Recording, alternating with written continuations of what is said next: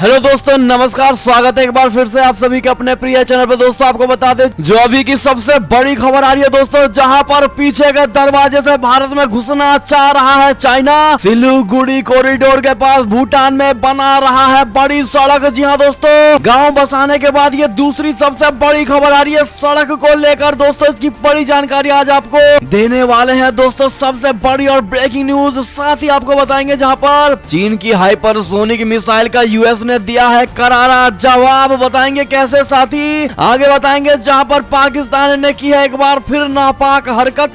पाकिस्तानी नौसेना ने भारतीय नाव पर बरसाई ताबड़तोड़ गोलियां, जिसमें एक मछुआरे की दर्दनाक मौत हो गई है। दोस्तों बड़ी जानकारी, बड़ी खबर बताएंगे, इसकी पूरी बात क्या है दोस्तों। साथ ही बताएंगे जहां भारत नेपाल संबंधों को मजबूत करना चाहते हैं शेर बहादुर देउबा। जी हाँ दोस्तों, इसको लेकर क्या कदम उठाने वाले हैं, ये इसकी बड़ी जानकारी देंगे। साथ ही आगे बताएंगे आपको जहां पर प्रधानमंत्री नरेंद्र मोदी जी और सीएम योगी को बम से उड़ाने की बड़ी धमकी दे दी गई है। दोस्तों क्राइम ब्रांच कर रही है इसको लेकर जांच। बताएंगे किसने और कब ये धमकी दी है दोस्तों, और क्या धमकी दी है। दरअसल हर तरह की आज आपको खबर बताने वाले हैं। साथ ही रसोई गैस की सब्सिडी को लेकर भी सरकार ने नया प्लान बनाया है दोस्तों। बताएंगे अब कब आपको पैसे मिलेंगे इसके, तो हर तरह की आज आपको जानकारी देने वाले दोस्तों, तो बने रहिएगा वीडियो के अंत तक। और अभी खबरों में आगे बढ़ने से पहले हमेशा की तरह मानते हैं कि अपने भारतीय सेना में वो शौर्य, ताकत, बल, क्षमता, पराक्रम है जो किसी अन्य देश की सेनाओं में नहीं है दोस्तों। साथ ही मोदी जी तो हर चीज संभव है, तो फटाफट से इस वीडियो को भी कर दीजिए लाइक, चैनल को कर दीजिए सब्सक्राइब, बेल आइकन दबाइए, साथ ही कमेंट बॉक्स में लिख दीजिएगा जय हिंद। जी हाँ दोस्तों, तो चलते हैं पहली और सबसे बड़ी खबर की तरफ, जहाँ पीछे के दरवाजे से भारत में घुसना चाह रहा है चाइना।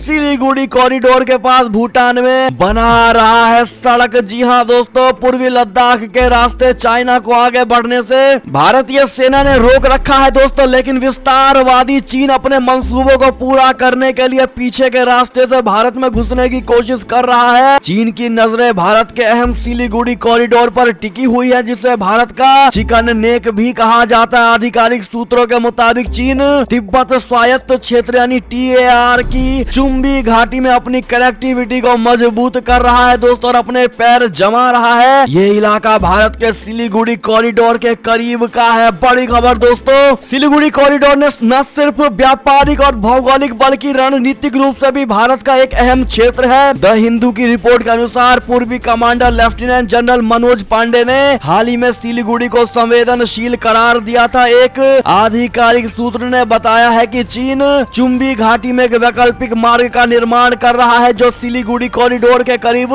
है। चीनी सेना भूटानी क्षेत्र में सड़कें बनाकर अपनी जड़ें मजबूत कर रही है। यानी कि दोस्तों सैटेलाइट इमेज से ये बड़ा खुलासा हुआ है। पिछले साल सामने आई हाई रिजोल्यूशन सैटेलाइट इमेज में चीन को भूटानी इलाके से होते हुए तोरसा नदी के किनारे सड़कें बनाते हुए देखा गया था, और एक रक्षा अधिकारी ने कहा है कि सीमा समाधान को गति देने के लिए भूटान और चीन के बाद 3 चरणीय रोड मैप पर हालिया समझौता ज्ञापन इस संदर्भ में अहम भूमिका निभा सकते हैं। यानी कि दोस्तों अब सामने से चाइना भारत में नहीं घुस सकता, तो दोस्तों पीछे के रास्ते को अपना रहा है। ऐसे में आपकी क्या राय सुझाव होगी बताइएगा जरूर दोस्तों। लेकिन सब में बड़ी बात, भारतीय सेनाओं ने इसका पता लगा लिया है और चाइना के किसी भी मंसूबों को पूरा ना होने की शपथ भी ले ली है। जी हाँ दोस्तों, बढ़ते अगली खबर की तरफ, जहाँ चीन की हाइपरसोनिक मिसाइल का यूएस ने दिया करारा जवाब। बना रहा है ऐसा खतरनाक हथियार जो हवा में ही कर देगा मिसाइल ड्रोन का खात्मा। जी हाँ दोस्तों, चीन के लगातार किए जा रहे मिसाइल परीक्षणों के बाद अमेरिका ने भी खुद को और मजबूत करने की तैयारियां शुरू कर दी हैं। वो एक तरफ का घातक लेजर हथियार बना रहा है जिससे हवा में ही बैलिस्टिक मिसाइल और ड्रोन को खत्म किया जा सकेगा। अमेरिकी सेना ने इस 300 किलोवाट के सॉलिड लेजर हथियार को बनाने की जिम्मेदारी बोइंग और जनरल एटॉमिक्स इलेक्ट्रोमैग्नेटिक सिस्टम को दे दी है दोस्तों। हथियार का नाम distributed gain high energy laser weapon system है। इसमें GAEMS के लेजर तकनीक और बोइंग के सटीक टारगेट करने वाले ट्रैकिंग टूल का सॉफ्टवेयर लगे होंगे। जी हाँ दोस्तों, इससे लेजर को आसमान में घूमती चीज को ढूंढने और उस पर फोकस करने में मदद मिलेगी। एक बयान में GAEMS के प्रमुख स्कॉट फॉर्ने ने कहा है कि हाई पावर वाले कॉम्पैक्ट लेजर हथियार सब सिस्टम प्रोटोटाइप जिसे GAEMS कॉन्ट्रैक्ट के तहत वितरित करेगा। अब तक की किसी भी चीज से अधिक घातक है ये। जी हाँ दोस्तों, बढ़ते अगली बड़ी खबर की ओर, जहां पर फिर से पाकिस्तान की एक और सबसे बड़ी नापाक हरकत, जहां पाकिस्तानी नौसेना ने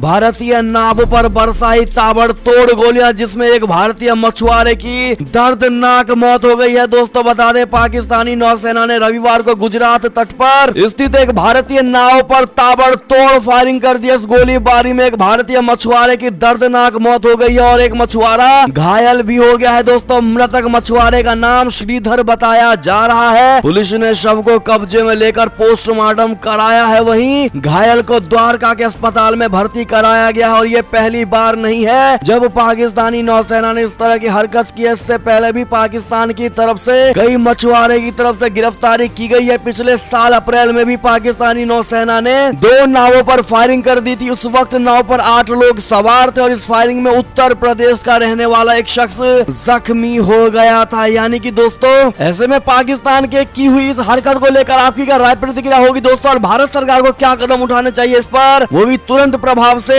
अपना सुझाव देना बिल्कुल मत भूलिएगा कमेंट में। बढ़ते अगली खबर की ओर दोस्तों, जहां पर भारत नेपाल संबंधों को मजबूत करना चाहते हैं शेर बहादुर देउबा। पीएम मोदी से COP 26 में कर चुके हैं मुलाकात। आपको बता दें दोस्तों, नेपाल के प्रधानमंत्री शेर बहादुर देउबा भारत के साथ संबंधों को और मजबूत करने के प्रयास कर रहे हैं। 2015 में नेपाल में नया संविधान लागू किए जाने के बाद से नेपाल भारत के संबंध काफी उदासीन हो गए थे, लेकिन जुलाई में शेर बहादुर देउबा के प्रधानमंत्री बनने के बाद से भारत के साथ संबंधों को मजबूत किए जाने पर जोर दिया जा रहा है और इस दौरान दोनों देशों के बीच कई उच्च स्तरीय राजनयिकों की यात्राएं भी हुई है। अपनी पार्टी के 14वें महासम्मेलन से 1 महीने पहले देउबा नेपाली कांग्रेस यानी नेका के अध्यक्ष के तौर पर अपनी उम्मीदवारी को पुख्ता करने के लिए भारत को अपने पक्ष में रखना चाहते हैं। जी हाँ दोस्तों, अमेरिकी पत्रिका द डिप्लोमेट की रिपोर्ट के मुताबिक 75 वर्षीय देउबा अपनी पार्टी के अध्यक्ष के तौर पर फिर से चुने जाने के लिए मतदान में है ताकि वे प्रधानमंत्री के पद पर बने रहे। नेपाल में सत्तारूढ़ नेका के अगस्त के अंत में भारतीय जनता पार्टी के विदेश मामलों के विभाग के प्रमुख विजय चौथईवाले को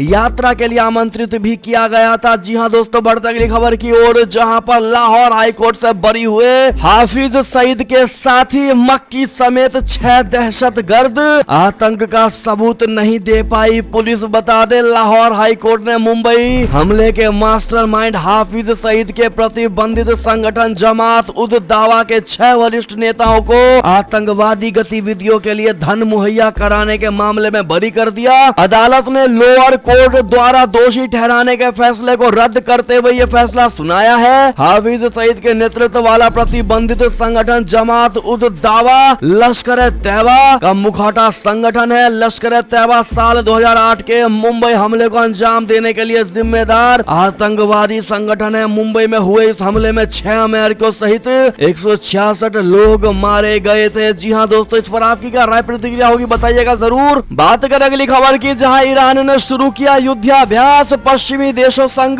कुछ समय बाद शुरू होनी है परमाणु वार्ताएं। जी हाँ दोस्तों, ईरान के साथ 2015 में किए गए परमाणु समझौते को दोबारा लागू करने के लिए इस महीने के आखिर में वियना में बातचीत होगी, जिसमें पश्चिमी देशों के प्रतिनिधि भी हिस्सा लेंगे और इस बातचीत को 1 महीने से भी कम वक्त बचा हुआ है। और इसी बीच ये खबर आई है कि ईरान की सेना ने ओमान की खाड़ी के तटीय इलाके में सालाना युद्धाभ्यास शुरू कर दिया है। सरकारी टीवी ने रविवार को यह जानकारी दी है। सरकारी टीवी की खबर के अनुसार नौसेना और वायुसेना की इकाइयों के साथ थल सेना भी रणनीतिक रूप से महत्वपूर्ण होर्मुज जल डमरू मध्य के पूर्व में 10 लाख वर्ग किलोमीटर के दायरे में युद्ध अभ्यास में हिस्सा ले रही है और करीब 20% तेल जहाज डमरू मध्य से गुजरकर ओमान की खाड़ी और हिंद महासागर जाते हैं। और यह अभ्यास ऐसे समय में हो रहा है जब अमेरिका के पूर्व राष्ट्रपति डोनाल्ड ट्रंप द्वारा ईरान के 2015 के परमाणु समझौते से अमेरिका को एक तरफा अलग करने के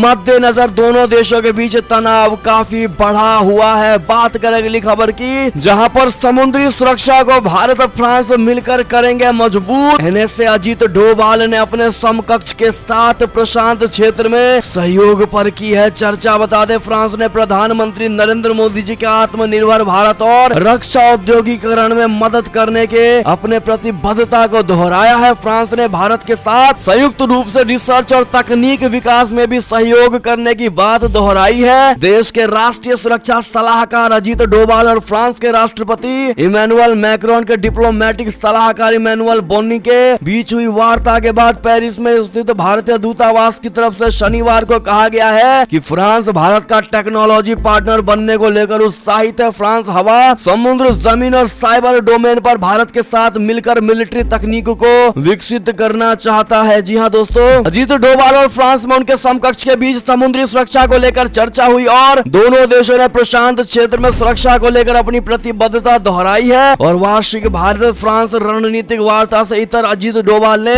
फ्रांस के विदेश मंत्री जीन वेस ली ड्रेन और रक्षा मंत्री फ्लोरेंस पार्ली से भी मुलाकात की है। जी हाँ दोस्तों, और इसी दौरान उन्होंने जोर देते हुए कहा है कि फ्रांस भारत का वैश्विकल और इंडो पैसिफिक पार्टनर है। जिस पर आपकी क्या राय प्रतिक्रिया होगी दोस्तों, और भारत फ्रांस के रिश्तों को आप किस नजरिए से देखते हैं बताना बिल्कुल मत भूलिएगा। साथ ही दोस्तों, जिन भाइयों और बहनों ने अभी तक इस वीडियो को लाइक नहीं किया, आपसे रिक्वेस्ट है दोस्तों, हमारी मेहनत को सफल करने के लिए एक लाइक अवश्य कर दीजिएगा। बात करें अगली खबर की, जहां तालिबान का ज्यादातर अमेरिकी हथियारों को ठीक करने का दावा, देश में एयरफोर्स बनाने का बड़ा ऐलान। बता दें, काबुल पर कब्जा करने के बाद अब तालिबान ने ऐलान कर दिया है कि देश में खुद का एयरफोर्स होना अनिवार्य है। लिहाजा अब तालिबान ने देश में खुद का एयरफोर्स बनाने का फैसला किया है। देश में सत्ता संभालने के 2 महीने के बाद तालिबान ने देश में वायु सेना बनाने और उसे मजबूत करने की बात कही है। जी हाँ दोस्तों, मंगलवार को राजधानी काबुल में आईएसआईएस के आतंकवादियों ने सरदार दाऊद खान अस्पताल पर बड़ा हमला किया था, जिसमें कम से कम 23 लोगों की मौत हो गई थी, जिसमें तालिबान की तरफ से अस्पतालों की सुरक्षा के लिए तैनात यूएस ब्लैक हॉक समेत 3 हेलीकॉप्टरों ने काफी अहम भूमिका निभाई थी और आईएसआईएस आतंकियों को खत्म कर दिया था। जिसके बाद तालिबान ने अब कहा है कि देश में एयरफोर्स को काफी मजबूत किया जाएगा ताकि देश की सुरक्षा व्यवस्था को मजबूत बनाया जाए। तालिबान की तरफ से जारी बयान में कहा गया है कि हम पिछली सरकार की वायु सेना में जो प्रोफेशनल्स थे उनका इस्तेमाल करने की कोशिश कर रहे हैं और हम सुनिश्चित करना चाहते हैं कि वो सभी हमारे पास वापस आ जाएं। तो देखा दोस्तों आपने किस प्रकार से तालिबान ये बड़े बड़े दावा कर रहा है। जी हाँ दोस्तों, बढ़ते अगली खबर की ओर, जहां पर उत्तर कोरिया के खेतों में सेना तैनात कर दी गई है। दोस्तों, किम जोंग उन ने दिया फसल चोरों को गोली मारने का ये बड़ा आदेश। आपको बता दें, विध्वंसक हथियारों और मिसाइलों पर पैसे फूकने वाला उत्तर कोरिया भुखमरी की कगार पर खड़ा हो गया है। दोस्तों, खबरों की अगर माने तो खाने की कमी से जूझ रहे भूखे लोग खेतों से फसल चुराने के लिए मजबूर हो गए हैं और इस चोरी को रोकने के लिए अधिकारियों ने फसल चोरों को देखते ही गोली मार देने का आदेश जारी कर दिया है। सूत्रों के मुताबिक खेतों की रक्षा के लिए सैन्य इकाइयां तैनात कर दी गई हैं। आप समझ पाएंगे दोस्तों, इससे बुरी स्थिति किसी भी देश के लिए क्या ही हो सकती है। जी हाँ दोस्तों, आपकी क्या प्रतिक्रिया होगी इस पर बताइएगा जरूर। चलते हैं अगली और बड़ी खबर की तरफ, जहां इराक के प्रधानमंत्री अल कदीमी की हत्या की कोशिश की गई है। दोस्तों, विस्फोटक से लदे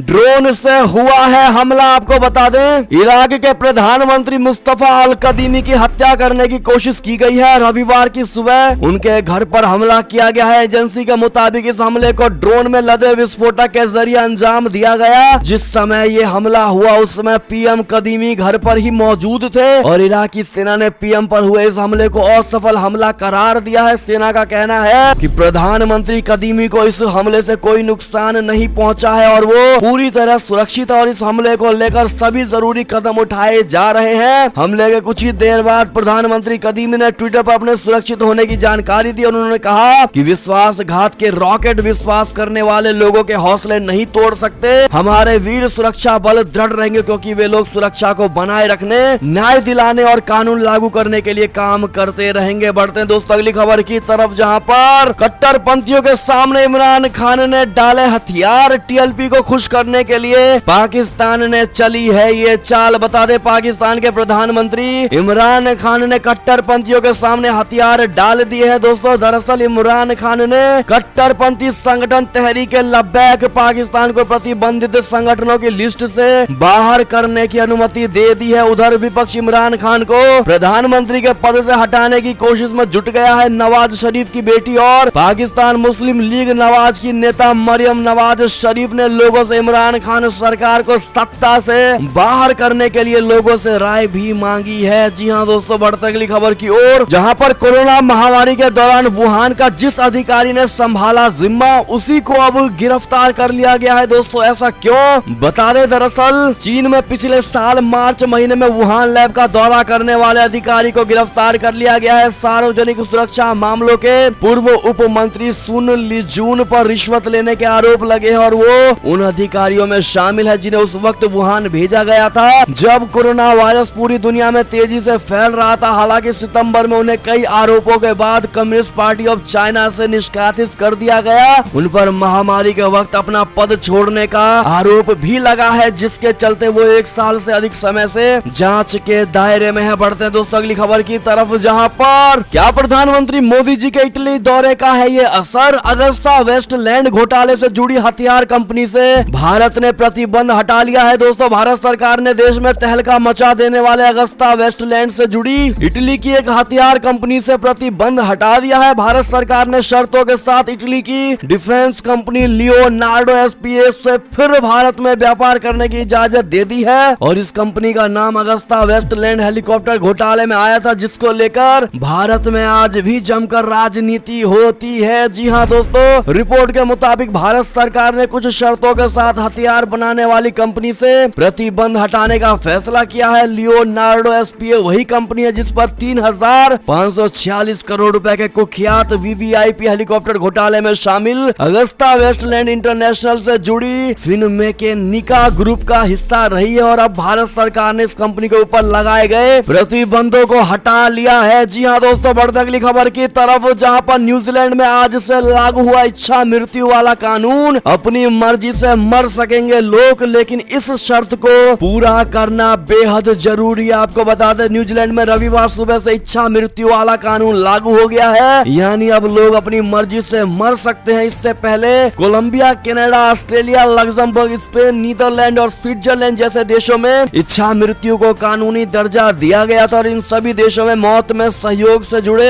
अलग अलग नियम व शर्तें हैं और ऐसी ही शर्त न्यूजीलैंड में रखी गई है। यहाँ केवल उन्हीं लोगों को अपनी मर्जी से मरने की अनुमति मिलेगी जो टर्मिनल इलनेस से ग्रसित हैं, यानी ऐसी बीमारी जो अगले 6 महीने में जिंदगी खत्म कर देती है। इसके साथ ही इस प्रक्रिया के लिए कम से कम 2 डॉक्टरों की सहमति अनिवार्य है। जी हाँ दोस्तों, इस पर आप क्या कमेंट करना चाहेंगे दोस्तों, बताइएगा जरूर इस खबर पर। साथ ही अगली खबर की बात करें, जहां पर यूएई में गैर मुस्लिमों की शादी को मिल गई है मंजूरी, अबू धाबी में बनेगी इसको लेकर नई अदालत। जी हाँ दोस्तों, मुस्लिम राष्ट्र संयुक्त अरब अमीरात यानी यूएई ने गैर मुस्लिमों को शादी, तलाक और बच्चों को गोद लेने संबंधी अधिकार देने की अनुमति दे दी है और इसके लिए यूएई बाकायदा एक नया कानून लेकर आ रही है। और अभी तक यूएई में शरिया कानून के तहत ही शादी की अनुमति दी जाती थी और अन्य मुस्लिम देशों की तुलना में संयुक्त अरब अमीरात का ये नवीनतम और ऐतिहासिक कदम है। जी हाँ दोस्तों, खाड़ी राष्ट्र संयुक्त अरब अमीरात ने अपने देश में रह रहे गैर मुस्लिम लोगों को सौगात देते हुए उन्हें अपने रीति रिवाज से शादी करने की अनुमति दे दी है। इतना ही नहीं, इसके लिए यूएई जल्द ही एक अदालत भी शुरू करेगी। जी हाँ दोस्तों, इस पर आपकी क्या प्रतिक्रिया होगी बताइएगा जरूर। और अगर आप भी मानते दोस्तों कि यही वजह है कि यूएई इतना आगे निकल गया है दोस्तों और बाकी मुस्लिम देश पीछे पिछड़ रहे हैं, तो आप भी अपनी राय सुझाव जरूर दीजिएगा। बढ़ते अगली बड़ी खबर की तरफ, जहां भारत पेट्रोलियम 5 साल में लगाएगी 7,000 EV charging station, green energy में शिफ्ट होंगे पेट्रोल। जी हाँ दोस्तों, इंडियन ऑयल कॉर्पोरेशन के बाद भारत पेट्रोलियम ने भी भारत में इलेक्ट्रिक वाहनों के लिए चार्जिंग स्टेशन यानी ईवी चार्जिंग स्टेशन लगाने की घोषणा कर दी है। शनिवार को देश की सबसे बड़ी पेट्रोलियम कंपनियों में से एक भारत पेट्रोलियम ने कहा है कि वो देश में अगले 5 साल में 7,000 चार्जिंग स्टेशन स्थापित करेगी। बढ़ते अगली खबर की तरफ, जहां पर प्रधानमंत्री नरेंद्र मोदी जी और सीएम योगी आदित्यनाथ को बम से उड़ाने की धमकी क्राइम ब्रांच कर रही है। इसकी जांच बता दे, प्रधानमंत्री नरेंद्र मोदी जी और मुख्यमंत्री